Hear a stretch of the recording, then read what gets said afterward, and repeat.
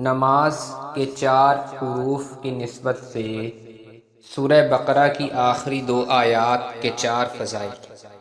شہنشاہ مدینہ سرور قلب و سینہ صلی اللہ تعالی علیہ وآلہ وسلم نے فرمایا، اللہ عز و جل نے زمین و آسمان کو پیدا کرنے سے 2000 سال پہلے ایک کتاب لکھی، پھر اس میں سے بقرہ کی آخری 2 آیتیں نازل فرمائیں۔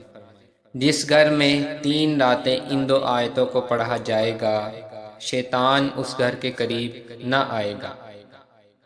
ایک روایت کے الفاظ کچھ یوں ہے کہ جس گھر میں ان 2 آیتوں کو پڑھا جائے گا، شیطان 3 دن تک اس کے قریب نہ آئے گا۔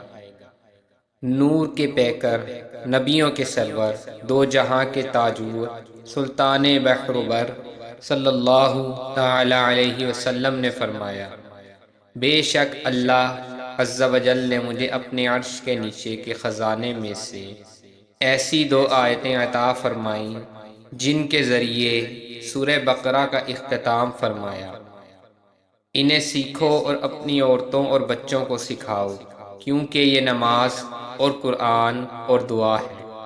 سلطان 2 جہان، مدینے کے سلطان، رحمت عالمین، سرور ذیشان صلی اللہ تعالی علیہ وسلم نے فرمایا، جو شخص سورہ بقرہ کی آخری 2 آیتیں رات میں پڑھے گا وہ اسے کفایت کریں گی۔